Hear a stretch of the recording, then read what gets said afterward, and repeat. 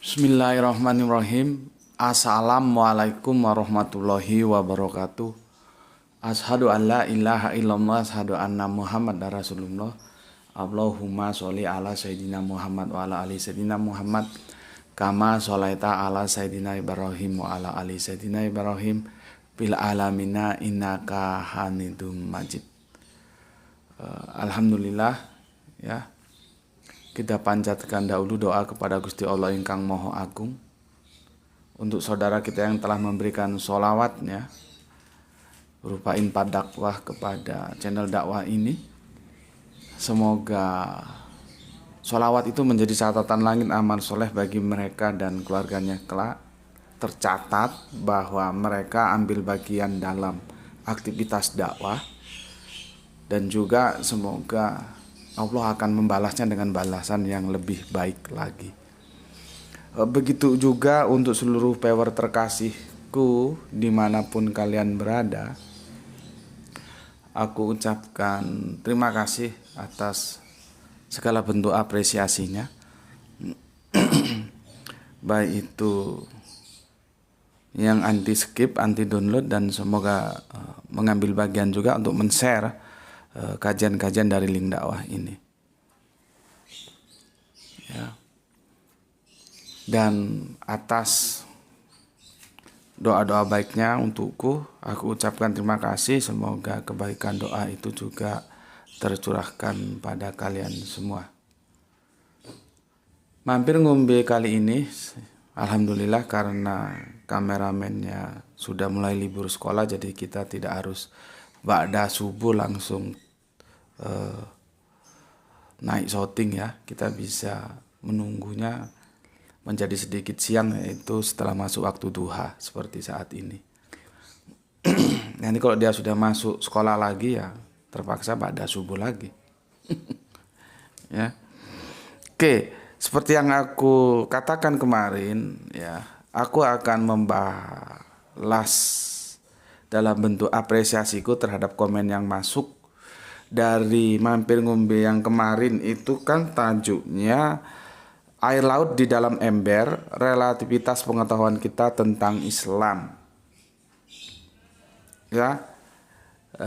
Berikutnya masuk komen yang sangat bagus sekali dari Kang Mas kita, yang beliau adalah seorang dosen bahasa Ibrani di Tanah Karo sana, asalnya Sumatera Utara. Cuman beliaunya membawa itu bukan dalam perspektif Islam, tapi dalam perspektif Allah. Mungkin beliau masih terinspirasi dengan kajian utama kita yang dimana Rabi Topia mengkritik Tritunggal, ya, dan itu sudah masuk ke seri yang ke-19. Ya, enggak apa-apa, bagus-bagus saja. Jadi setidaknya kajian kita tentang di mana sih sebetulnya keabsahan Tritunggal itu menjadi pemikiran beliau, ya, menjadi pergumulan. Masalah nanti beliau akan mengambil keputusan yang mana, itu tentunya sebuah keputusan yang harus kita hargai, ya. Itulah wujud toleransi dalam perspektif akademik. Meskipun itu sebetulnya toleransi yang kedua. Toleransi yang pertama itu, ya, kalau salah ya ditinggalkan, orang jelas salah kok. Kalau benar baru kita ambil. Parameter salah apa? Ya kembali ke logik dan alkitabiahnya gimana, sesuai enggak, gitu aja sebetulnya. Ya cuman kan untuk bisa ke situ itu perlu mentalitas tersendiri. Jadi kita ambil yang kedua saja lah, ya. Apabila kita diskusi juga belum menemukan titik temu, maka setiap perbedaan itu harus kita hormati. Oke. Aku tidak akan membahas komennya itu meskipun berkaitan dengan menu utama kita, dengan alasan seperti yang kemarin supaya sistematis. Jadi komennya di mampir ngombe kajian puding ekstra puding kita, maka komentarnya di situ, maka aku juga akan jawab di situ. Seperti mampir ngombe di pagi ini, ya. Jadi tajuknya tinggal merubah sedikit saja, nanti jadikan satu playlist, ya. Tuh, air laut di dalam ember, relativitas pengetahuan kita tentang Allah. Jadi tinggal menggeser. Kalau kemarin sebetulnya aku berbicara dalam perspektif Islam, komentarnya masuk dalam perspektif Allah, ya sudah, tidak ada masalah. Ya, aku coba mengapresiasi komennya. Sebelumnya aku bacakan komen-komen yang masuk itu ada dari Mbak GF di Palu ya, Mas IA di mana ini? Sebentar. Masih di Kleco, berarti belum pulang mudik ya. Masih di Kleco di kantor. Mas TH dari Gresik ya. Ya, salam Islam rasional ya. Mantap Islam rasional. Kemudian Kang Mas NE dari Tulungagung ya, terus Mas CC dari Borneo juga mantap, Mas SG dari Bandung ya, pagi-pagi upload Gus, Mas AM dari Tuban ya, Mas RW dari Rembang, Mas Dede dari Pontianak ya, sambil ngantor katanya, lumayan kita ya terbang Jawa, Kalimantan, Sumatera ya.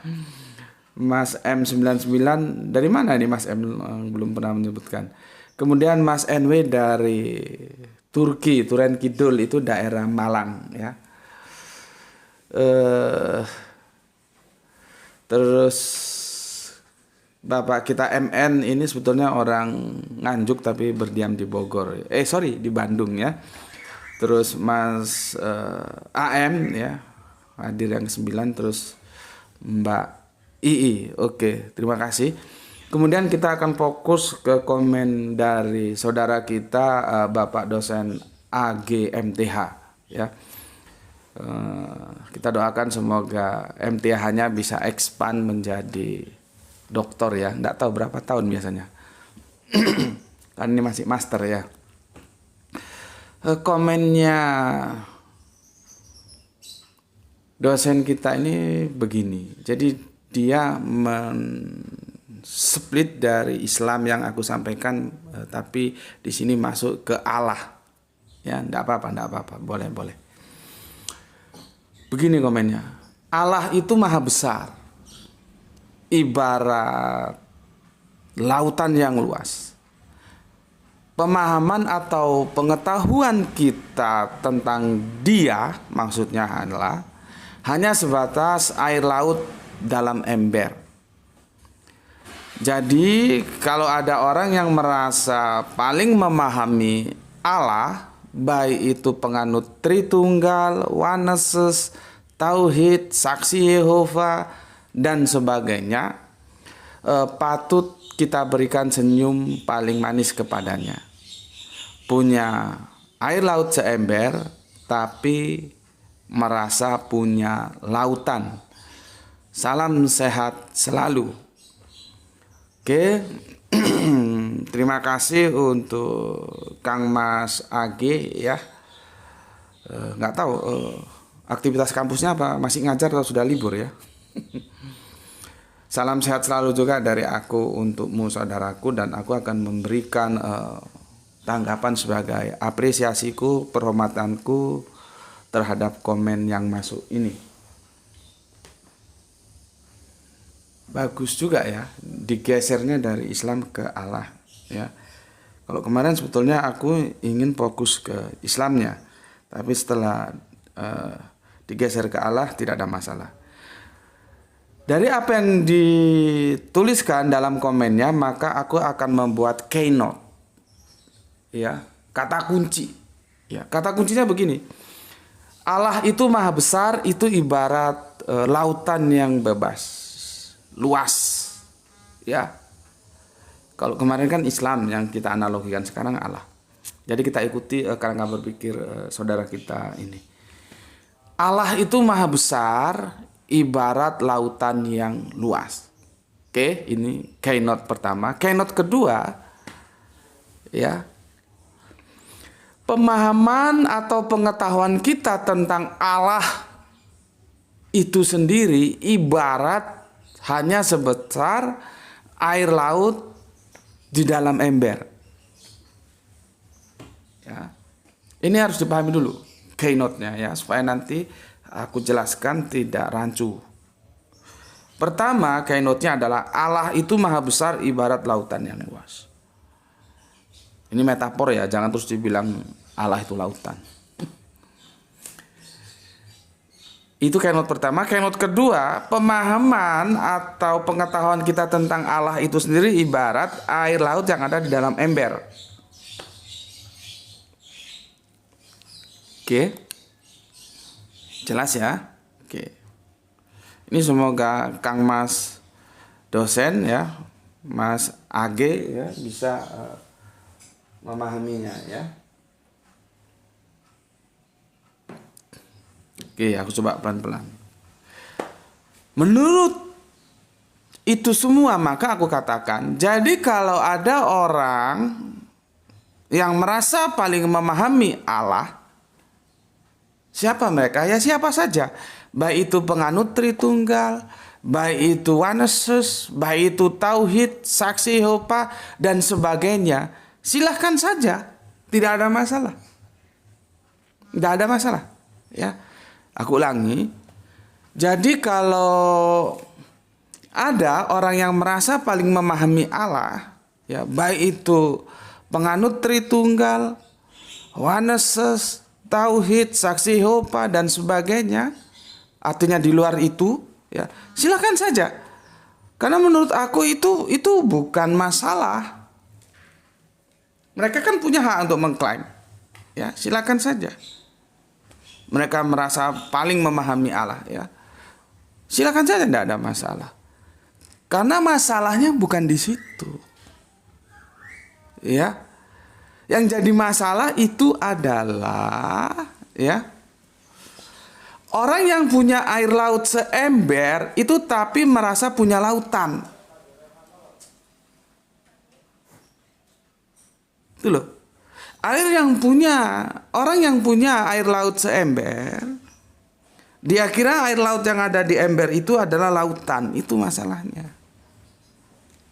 Ya. Siapa mereka itu? Siapa mereka yang punya air laut satu ember merasa punya lautan? Ya. Mereka itu adalah orang yang berbicara tentang Allah namun melangkahi kitab suci. Siapa mereka? Mereka adalah orang yang berbicara tentang Allah tetapi melangkahi kitab suci. Masalahnya di situ. Karena apa? Kita tidak bisa liar. Harus ada parameter ukurnya. Harus ada kanonnya. Meterannya untuk mengukur kebenaran. Kalau tidak kembali kepada kitab suci, ya semua menjadi liar. Jadi nggak karu-karuan. Ya. Lalu mengapa kitab suci itu dijadikan parameter kebenaran? Ya. Ya. Kenapa? Ya, masalahnya kan di situ. Karena di kitab suci itulah Allah yang transenden mendeskripsikan dirinya kepada kita sebagai makhluk yang imanen, ciptaan Dia. Jadi kitab suci itu ibarat lautannya. Karena apa? Kita tahu tentang Allah itu karena Allah mendeskripsikannya di mana? Ya di kitab suci itu. Sementara kalau ada orang berbicara tentang Allah, dia melangkahi kitab suci, maka dia ibarat punya air laut seember dan dikira air laut dalam ember itu adalah lautan. Itu masalahnya. Ya. Nih. Kembalinya ke sini sebagai lautannya itu ini. Dan kitab suci, aku sudah berulang kali menukil ayat ini ya. Di dalam kitab Ulangan 29:29 dinyatakan, hal-hal yang tersembunyi ialah bagi Tuhan Allah kita, tetapi hal-hal yang dinyatakan ialah bagi kita dan bagi anak-anak kita sampai selama-lamanya, supaya kita melakukan segala perkataan hukum Torah. Kalau kita berbicara hukum Torah, nanti kita rujukannya ke Ten Commandment yang nanti sore akan kita lanjutkan. Senja nanti ya, insya Allah kita akan berbicara Ten Commandment. Gitu loh. Apa kata Alkitab, hal-hal yang tersembunyi, yang tidak dideskripsikan oleh Allah, itu milik Allah, itu untuk Allah, bukan untuk kita, ya. Jadi kita hanya sebatas apa yang dinyatakan, itu yang bagi kita. Kalau Allah tidak pernah nyatakan, itu bukan bagi kita, itu hanya untuk Allah saja. Ya. Supaya lebih jelas aku katakan, hal-hal yang tersembunyi ialah bagi Tuhan Allah kita. Tetapi hal-hal yang dinyatakan, yang dideskripsikan di dalam Alkitab ialah bagi kita dan bagi anak-anak kita. Jadi kita berbicara sebatas yang Alkitab deskripsikan. Kalau dia tidak berbicara tentang Allah di luar dari yang Alkitab deskripsikan, maka itu dia melangkahi Alkitab. Gitu loh. Sudah jelas. Ulangan 29:29 memandu kita. Kan kita pengetahuannya hanya seember. Sedangkan yang kita bicarakan lautan yang airnya berember-ember. Maka kita sebatas yang kita tahu saja. Kita tahu dari mana? Karena Allah memberitahu, mendeskripsikan lewat apa? Lewat kitab suci. Kalau kita berbicara keluar dari kitab suci, itu namanya melangkahi. Ya. Kitab suci mengatakan sudah jelas kok. Ya. Dengan diksi ehad, itu sudah jelas mau dikemanakan. Itu kan tunggal, bukan tritunggal. Kurang puas tanya kepada orang Yahudi. Gampang kok. Kalau memang tritunggal ada, kenapa Musa tidak mengenalkan itu kepada Israel sebagai bangsa yang telah awal kali menerima ya firman itu, sehingga kemudian menjadi kitab suci bagi mereka dalam keyahudiannya. Tidak ada itu orang Israel, orang-orang Yahudi, tidak ada itu mengenal apa itu tritunggal. Lah kok ucuk-ucuk ada tritunggal dan itu mengaku Kristen. Kristen itu pengikut Kristus. Kristus itu Isa atau Yesus. Yesus tidak pernah berbicara tentang tritunggal. Yang dibicarakan Yesus adalah tunggal. Kelanjutan daripada apa yang sudah disampaikan Musa sebagai seniornya. Kan menyimpang sudah. Gitu loh. Menyimpang. Ya. Jadi, ya, masalahnya itu, ya, kalau ada orang mengklaim, ya, jadi kalau ada orang merasa paling memahami tentang Allah, itu tidak ada masalah. Baik itu penganut Tritunggal, Oneness, Saksi Yehova, ya, atau lainnya di luar ini, itu silakan saja. Yang jadi masalah itu ketika Anda punya air laut seember, tapi Anda merasa punya lautan. Anda melampaui kitab suci, melangkahi kitab suci, keluar dari pesan kitab suci. Sebatas yang Allah nyatakan saja. Allah pernah nggak menyatakan selain Esa? Kan nggak pernah. Ya. Jadi, ya, kenapa aku merujuk ke kitab suci sebagai parameter kita? Karena di sana kita mengenal Allah.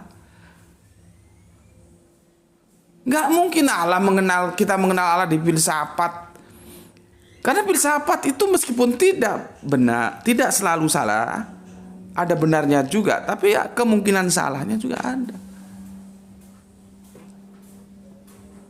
Karena kan filsafat mencari, Alkitab diberi. Lewat filsafat kita mencari Allah, tapi di dalam Alkitab kita diberi pengetahuan tentang Allah. Ya kalau yang diberi dan memberi Allah dan kita mencari tentang Allah, ya lebih pasnya di mana?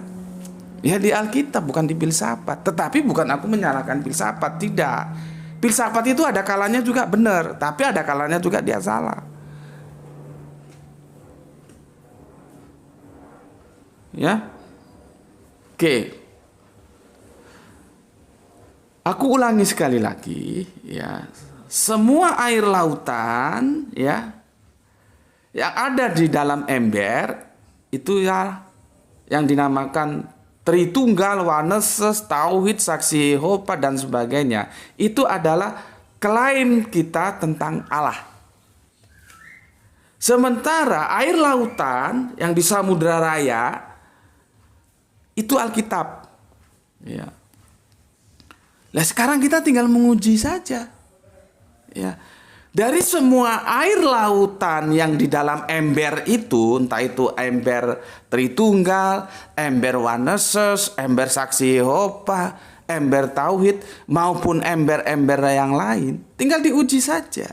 Ya, ya tinggal diuji saja. Ya, apakah benar air yang ada di embernya itu benar-benar air dari lautan, air dari Alkitab? Ya, itu yang pertama. Yang kedua, jangan-jangan itu air dalam ember itu adalah air dari gorong-gorong yang berbau filsafat. Ya, dan itu sesat karena jelas bertentangan dengan kitab suci itu sendiri. Kemudian dikemas sebagai dogma supaya bisa diterima. Itu masalahnya. Di sini kembali kepada apa? Alkitab. Jadi kalau ada orang mengklaim air dalam embernya itu, ya silakan saja. Tetapi apakah benar air yang dalam lautan dalam embernya itu benar-benar air yang diambil dia dari lautan, dari Alkitab? Jangan-jangan dari filsafat. Lah kalau filsafat itu kan aku sudah bilang bisa benar bisa salah. Maka dia harus dirujuk kembali lagi. Rujukannya kemana? Ke Alkitab. Alkitab bilang apa? Sema'u Israelu Yahweh Elohenu Yahweh Ehad. Semua sudah ngerti bahwa Ehad itu kalau kita tarik ke dalam edisi kita tunggal, bukan Tritunggal. Ya, bukan Tritunggal. Jadi Anda dapat Tritunggal dari mana gitu loh? Apakah benar-benar itu dari lautan, dari Alkitab, atau dari filsafat? Sehingga ketika kita mengklaim bahwa kita punya air dalam ember, air lautan, itu benar-benar air lautan atau air got filsafat. Sampai di sini dulu. Selamat mencari kebenaran dan semoga Anda mendapatkan kebenaran itu yang bersandar kepada firman Allah. Itu dari aku dan kepada semua saudara-saudaraku, aku doakan selamat menggapai rezeki dari Allah dan semoga menjadi rezeki yang barokah, yang bermanfaat dan kesehatan yang prima. Untuk teman-teman Kristenku yang masih memegang teguh Tritunggal, aku ingatkan Anda berpikir ulang. Apakah Tritunggal itu berdasar dari lautan Alkitab atau berasal dari got-got filsafat? Silahkan bawa itu dalam perenungan kalian, dalam pergumulan kalian, sehingga kalian nanti benar-benar mengerti dan menemukan kebenaran. Tetapi aku ingatkan, kebenaran itu tidak bisa tidak harus merujuk kepada Alkitab. Karena di Alkitablah semua telah dideskripsikan oleh Allah tentang Allah itu sendiri untuk kita. Sampai ketemu lagi. Seperti biasanya, Anda suka like, Anda tidak suka dislike. Monggo. Bismillahirrahmanirrahim. Alhamdulillahirabbil alamin.